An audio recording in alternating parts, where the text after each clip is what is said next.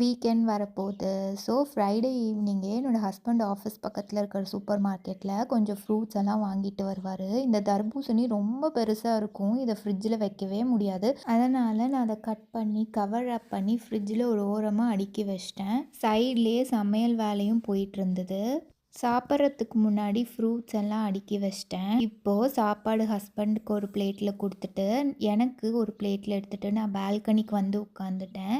எனக்கு பால்கனியில் உட்காந்து இந்த மாதிரி சாப்பிட்றது ரொம்ப பிடிக்கும். அப்புறம் என்ன 2 நாளாக சேர்த்து வச்ச குப்பையெல்லாம் கொண்டு போய் கொட்டணும். குப்பை போட போகிறப்போ நான் கீ கண்டிப்பாக எடுத்துப்பேன். இல்லைன்னா மெயின் டோர், வீட்டு டோர் எல்லாமே லாக் ஆயிரும். எங்கள் வீடு இருக்க பில்டிங்கோட ஃப்ரண்ட் சைட் வியூ.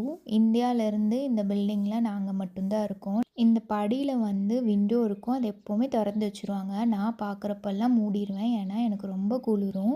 அவ்வளோதான். மணி 8 ஆச்சு. ஆனாலும் இங்கே பார்த்திங்கன்னா இன்னும் அப்படியே வெளிச்சமாக இருக்குது. ஆனால் நான் போய் தூங்க போகிறேன். இன்றைக்கி என்னோடய டே நல்லபடியாக முடிஞ்சு. சப்ஸ்கிரைப் அண்ட் ஃபாலோ பண்ணிக்கோங்க. பை.